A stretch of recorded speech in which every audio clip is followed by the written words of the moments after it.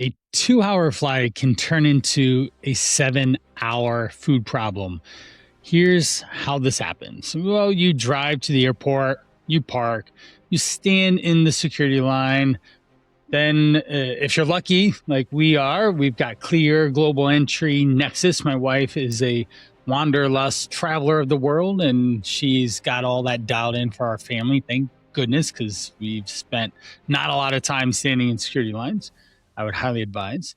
But then you walk to the gate, and then there's a delay flashes on the board, and it adds another half hour here. But then you get on the plane, and then there's another 30 or 40 minute delay because of this, that, and the other. And these are things that you're not planning for. And then at some point, you have to figure out, when do you eat, or what do you eat, and when are you going to eat, and when are you going to even land at this point to be able to not be famished? And do you want to eat stuff on the plane or not? Do they even serve stuff on the plane? You're not even sure anymore, because they used to give you at least the little pretzel snack thing, but now they don't even do that.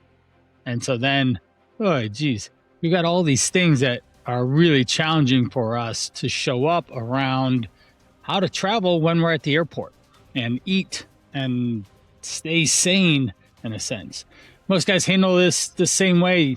Every single trip, they wing it. They grab whatever's closest, or whatever they set down, and they glance across the terminal and they see this food place. That's what they end up deciding. Or maybe it's a Hudson News and they get to grab a bag of chips at the gate, or a fast burger on the fly before boarding. Well, today I'll show you how to plan for a full travel day so that you can be prepared.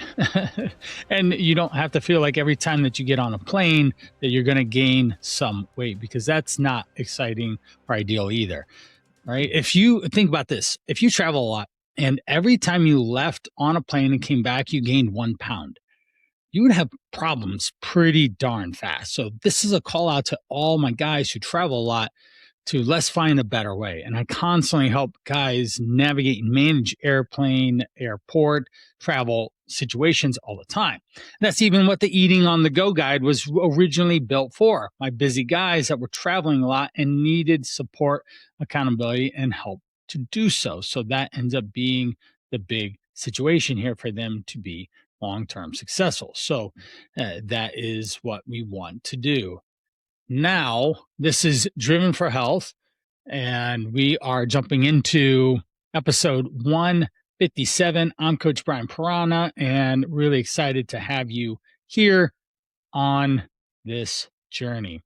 Now, I've shared a couple times that I travel a lot.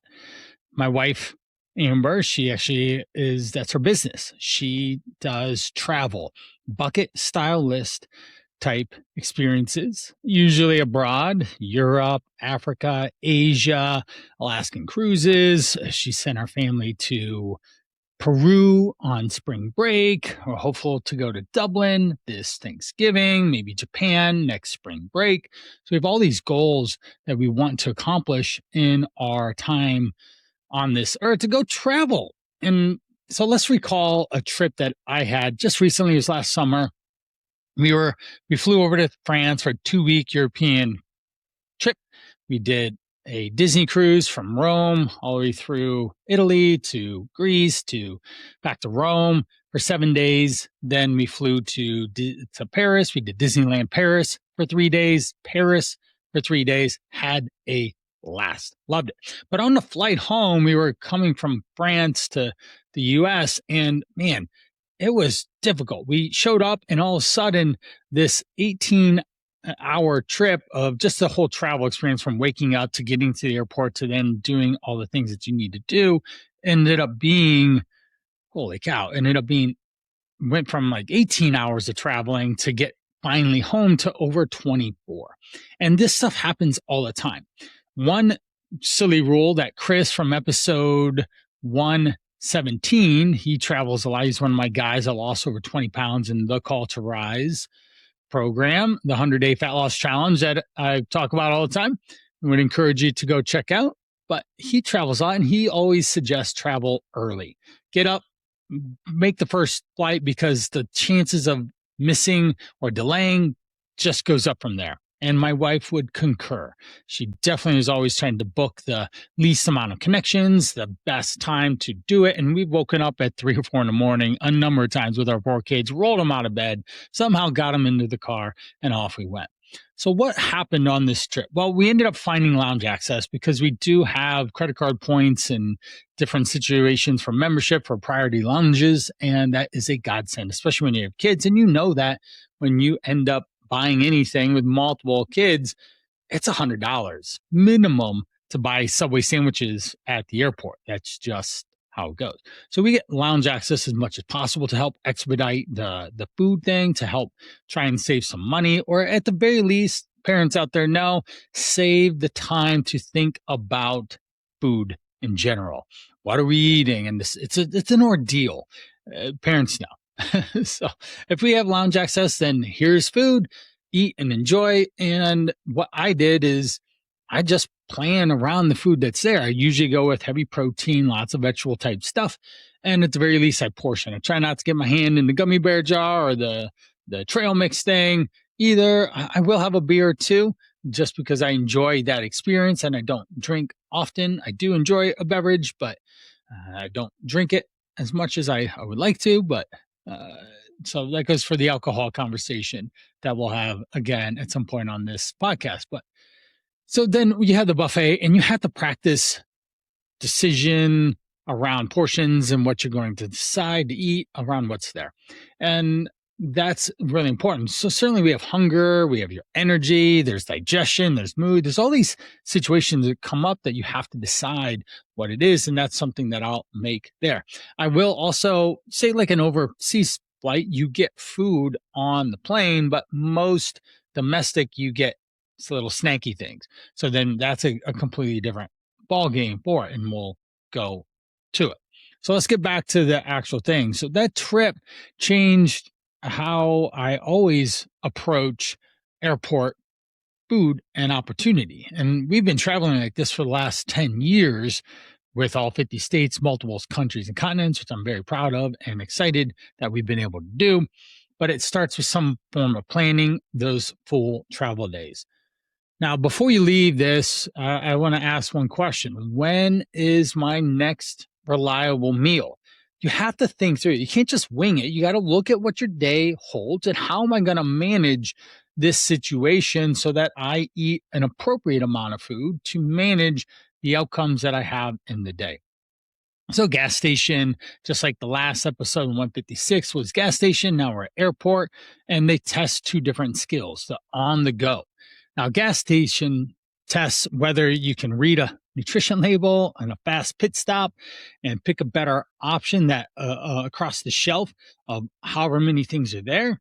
And the airport tests something a bit more challenging, harder. It tests whether you can actually plan under the deadline that you can't control. Right? You show up at the airport and you hope everything's on time, but at that point, you have just a generalization of when you're actually going to need to leave your house, how long it takes to get to the airport, the time to get to the gate, and then the time to board and fly. These are things that you do know and understand within reason outside of, I remember another time we were trying to get out of Portland, Oregon, and holy cow, it went from like 6 p.m. to 9 p.m. to we were getting out after midnight. And that obviously changed the flight and the situation that we had, especially with the younger kids. I think Levi was maybe 10 at the time, which means we have four. He's the oldest. So the youngest was, I think in line was about five-ish or so, 4 or 5. And, and kids just hanging out at the airport for that long is challenging. Again, parents know this. Now, here's how you answer that question. At any point in the travel day, if you have a real chance to eat in under 3 hours away, then we need water, we need a backup snack, and we need to have a real meal if possible. Or you can pack a real meal too with you, like bring in a sandwich, piece of fruit. You can travel with that. And we're going to go over some TSA rules here too to help navigate and manage. If it's like 3 or 6 hours, then you need to plan a real meal to fit in the day on purpose, whether you're actually at the airport or when you land in a sense. You have to have a real plan, and you can't just leave it to whatever, however the day is going to hold up.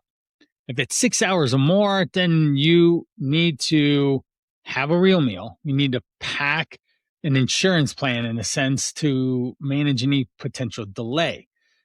Having a delay insurance meal is something that's shelf stable, a protein bar, a bag of jerky, something that zips in a bag so that you can actually eat it if the day and travel falls apart.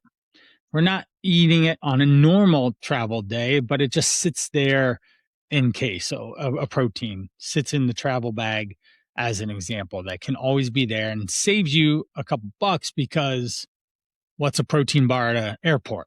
Like $1 more than it normally is. And it's just $1 in convenience, or maybe worth paying for, but regardless, it's still an extra dollar. All right. So these are things that we have to pay attention to. Let's move into the TSA or toss category. So we're going to play a quick game. I'll name something that you might pack in your carry-on. You guess in your head as we're driving along or walking along or whatever you're doing. Is it TSA or appropriate, or you're going to get it tossed? And man, it is frustrating. I lost my college Nalgene bottle because it had water in it and they wouldn't just pour it out. And they're like, well, you can walk all the way through the other side and pour it out. And it wouldn't just dump it. And we didn't have time. We had young kids at the time. We had to get, and my wife just has zero tolerance for TSA stuff. So I lost my neon green, white lid Nalgene bottle that I had for years because of that instance, because someone forgot to dump water on the other side of the carpet in the machine line. All right, first, the fast round sandwiches and wraps, hard boiled eggs, firm cheese, jerky, nuts, protein bars, whole fruit. If you're going to be staying in the country, then these solid foods are generally acceptable through TSA. They can be, certainly there might be some carry-on limits that apply, but man, the amount of snacks that we've stuffed in our kids' bags and gotten through TSA with has been a lot over the years. Now, some other ones that people might think about and want to do is Greek yogurt, TSA. Yeah, but it needs to be capped at a certain amount. Hummus, yeah, but there's a certain amount. Peanut butter, you probably should buy them in the individual packages, not bring it in a tub. All right. TSA generally considers peanut butter a liquid, which is funny in a sense, but your sandwich might disagree. But TSA is going to win here. Salad dressing, same thing. There's going to be a specific amount that you need to do before you can get it through that line and not have them discount it and toss it in the trash bin. So here are the cap for all four, and it's worth knowing the rule, not just the number people half remember. Every liquid, gel, cream, or spreadable food like peanut butter has to go in a container of 3.4 ounces or less. 3.4 or less. All of those small containers together have to fit in a quart size bag. You get one bag per person, not one bag per item. So if you want yogurt, hummus, peanut butter, and dressing, they all have to fit into that quart size bag, and it has to be in individual containers to be able to move them through. A pre-made shake, man, I remember this one time I had it was a Muscle Milk protein shake, and I just watched it get tossed into the trash can. I was like, can I just drink that, please? Can I have it and I'll just drink it right now? And there's so many people going through. They have TSA has zero tolerance for anything like that, and it was sad because it was definitely over 3.4 ounces. And if I would have just remembered that it was in my bag, that's a constant. Amber says, hey, everyone check in their bag, make sure there are no liquids. And inevitably, there's always someone with something. Even this last trip we were going to Alaska, we were walking through Vancouver TSA to get pre-checked and clear customs for USA there because they do it ahead of time. And there's a lotion, a bottle of lotion, suntan lotion, a cream that we did that we had to end up chucking. It was in my bag. I put it in there. We had to play Jenga with our suitcases because we got too much stuff. We actually had to buy an extra suitcase, and it still ended up in my bag, and we had to throw it away. I was sad because it was like a $10 bottle of cream that we had to just chuck. So let's talk about some dry protein powders or creatines. Man, it's somewhat hard to pass white powder through TSA and say that, yes, it's protein powder, not cocaine, right? But you are allowed to have protein powder and creatine are allowed in carry on and check bags. If you have more than 12 ounces or 350 milliliters, you place the container in a separate bin for x-ray scanning, and TSA is probably going to do some additional scanning on it to make sure it's confirmed that it actually is what you say it is. TSA recommends putting non-essential powders over that amount in checked bags. That original package is not required, like the protein container, but having a label on it can help easier explain what it is and forego some TSA snafus of what is this white stuff you're trying to get through on the plane. A frozen gel ice pack could be convenient. I probably would advise not to travel with that, but maybe you have a family and it's going to be something that you can freeze at hotels and carry and keep food cold and cooler as you move on a road trip out west or something. Cool. That makes sense. But only if it's solid when you reach at the checkpoint. If it's partly melted, slushy, or liquid pool temperature, it's not gonna fly. It ends up being treated as liquid instead, and it goes back to the default of 3.4 ounces. Empty water bottles are good. Do not bring water through that. You will get tagged as my Nalgene story. Whole fruit works, but we have to be a little bit more specific. Fresh fruit in general works through TSA on domestic flights. So putting an apple, a banana, having a sandwich with a piece of fruit is an ideal way. Sometimes going to Hawaii, Puerto Rico, the Virgin Islands, these are more remote areas. They might not allow fruit or vegetables to be a part of that. Certainly always check. Currently, I would say no to that. I remember we had Levi loves apples, lots of bags of apples. And this kid will literally eat a whole bag of apples if you let him. And we had apples in our bags coming from Hawaii back because we did that probably about 6 years ago. And Oahu, we stayed in Honolulu and drove all around the circle. North Shore was amazing. Loved swimming with sea turtles, loved the sticky rice and coconut shrimp. And man, that island just treated us so well. Had a blast, very fond memories. But we couldn't take apples back. So we had to eat a bunch of them and then ultimately, unfortunately, throw the rest away. Taking them out of country, that's a whole different beast as well. You just can't do it. And you do have to declare any type of agricultural products to the Customs and Border Patrol so that you are able to get what you need done to not get tagged later or have a fine. They can fine you and it can be pretty steep. So there we go. We've covered a lot of different things. We have noticed some patterns. Solid foods have to be clears to no size, but liquids, gels, anything spreadable needs to be that 3.4 ounces, and make sure it's not banned outright. You can always search TSA or Google it and for a updated thing. All right, let's go to food safety for packed meals. Clearing TSA doesn't mean your sandwich or your cooked chicken is still edible 5 hours later. All right, USDA rules is pretty simple. It matters more on travel days than most other days. Perishable food shouldn't sit unrefrigerated for more than 2 hours or 1 hour above 90 degrees. All right. This is something that you have to just think about in terms of food safety and what they call the TDZ, time danger zone, where bacteria starts to grow and can cause digestion issues that can get your tummy upset.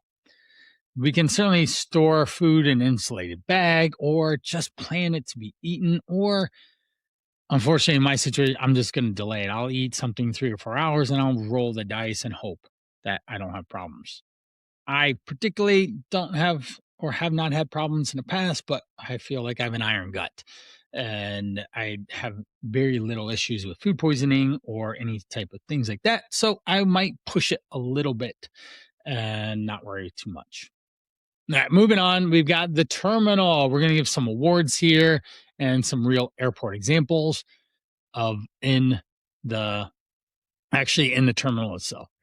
The best full meal goes to a customizable bowl, a salad, a protein plate where you can actually pick the base of the protein and then control the portions of whatever it is. So think of like Chipotle style type dish or restaurant where you can actually do it, or maybe something like Chick-fil-A, and that actually goes to the best chain fallback.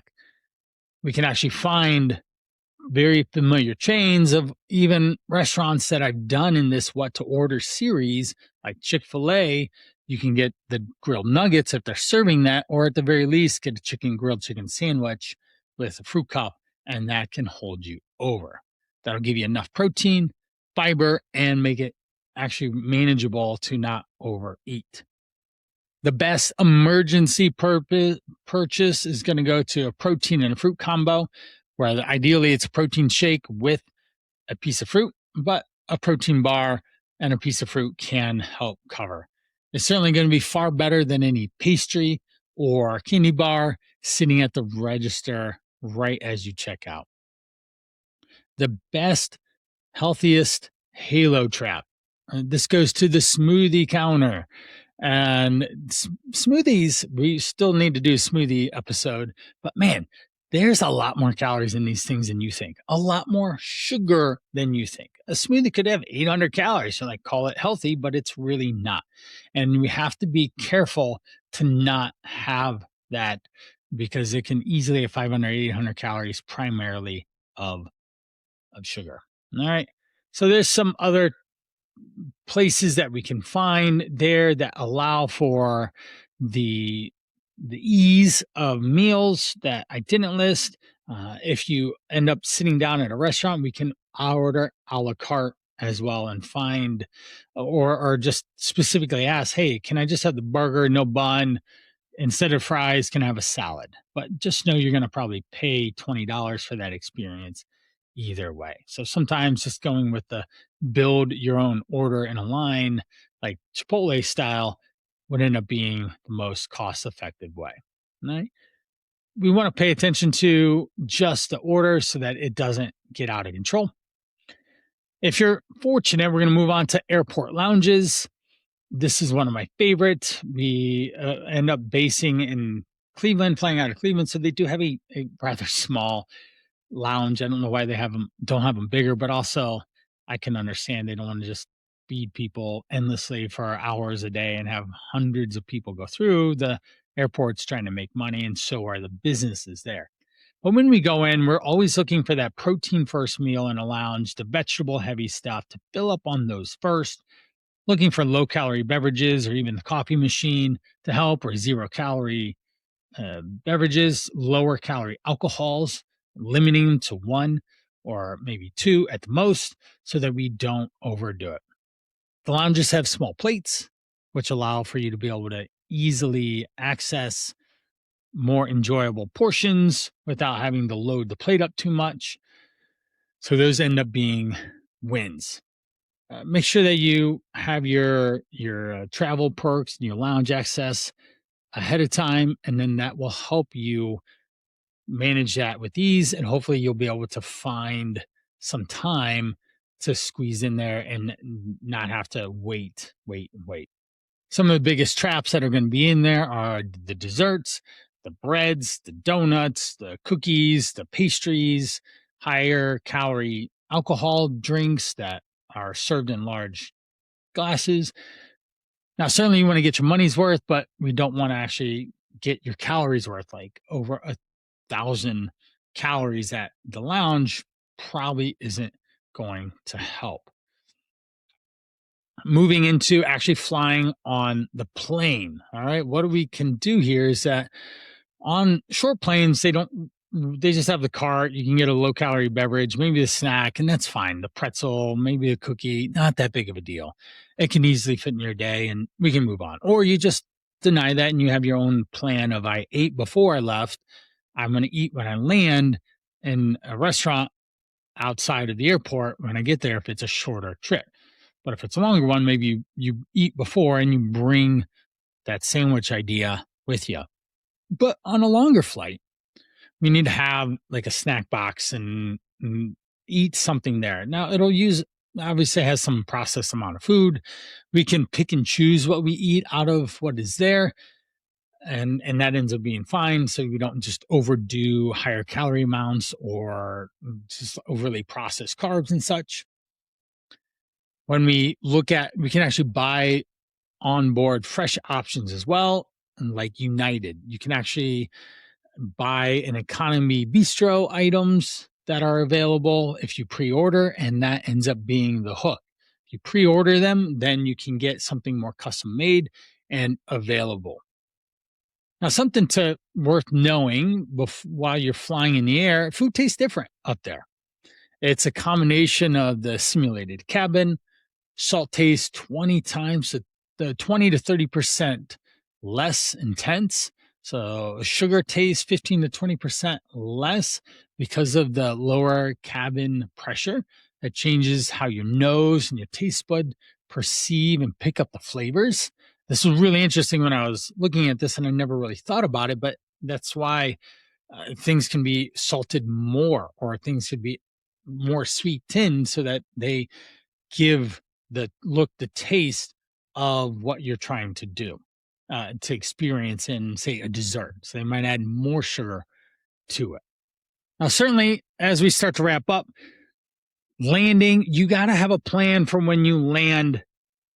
Of when am I going to eat? What's the first meal that's going to happen? Am I eating at the airport? Am I eating at a place that is outside the airport on the way to the hotel or the destination, the family? Am I going to go meet family and go sit down with them at lunch or at a restaurant or go to their house? This is really important for you to plan ahead so that you have an understanding of how many calories you should have eaten earlier, during, and even after so that you can be successful here.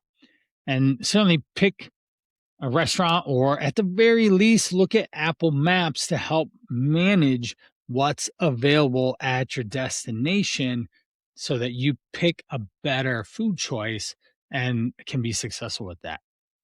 Even planning a grocery store run or an Uber Eats, a lady that I had worked with in the past. I remember years ago, we would decide what her Uber Eat order would be to have brought in from a local restaurant, or she would get a delivery of food that would be brought to the hotel that she could put into the refrigerator. She'd even do the research on how big the refrigerators were, if they even had them in the room that she was staying in, because that would be important if she needed to plan food so that she could stay in control of her food. And I've worked with pilots before and flight attendants and all, and we have to manage that on the travel because their life situation, they don't want to spend $20 a meal every time they step in an airport. They will actually bring food with them, multiple days worth of food, and that can be Jenga in and of itself. Just a really interesting thing there. In closing here, before your next trip, do pay attention. Ask yourself, like, when am I going to eat? When is food going to be available? What type of snacks should I take? If I have kids, how many more snacks should I bring? In a sense, so that they can stay full and not get hangry. If you need some help here, I've got a whole system around airport and travel on the go. That's the Eating on the Go guide. You can grab it at go.brianprana.com/eating on the go. all one word. Click the red button, download the guide. It's yours. It'll show up right then and there for you to get and start applying. I made it super simple. It's very detailed and easy to understand so that you can just get it and take action. And as always, if you need more help, you travel a lot and you still don't have this figured out. Even if you plan and best laid plans of mice and men often go astray. That's what the Call to Rise is. It's a 100-day implementation program to actually get you to do the thing. Sure, we have all this technology out now that you can get meal plans and this, that, and the other, but humans still human. They're still not going to make a choice or a good option, or regardless of if best laid plans go astray. So humans and accountability and navigating some of the challenging life situations, that's what we do around nutrition, fitness, lifestyle, mindset, and doing it around other driven guys that are, for whatever reason, challenging getting their health in line with how they want to look and feel. So that's thecalltorise.com. Check it out. And if it sounds right for you, I answer a significant amount of questions on this, so it makes a lot of sense when we move forward. Now, if you're on the road for work, or you know someone is, share this or this whole series with them. It started at episode 145 and we're on 157. So that's pretty cool. I've got a couple more that we're going to be doing before we wrap up. Some fine dining, maybe specific cuisine style restaurants as well, so that you guys are equipped with what to do at different places. All right. Well, leave a review. Leave me a question at brian@brianprana.com. That's my email. You can send me. I reply to all this. And that is it for this episode of Driven for Health. Train hard, eat smart, and I'll catch you in the next one.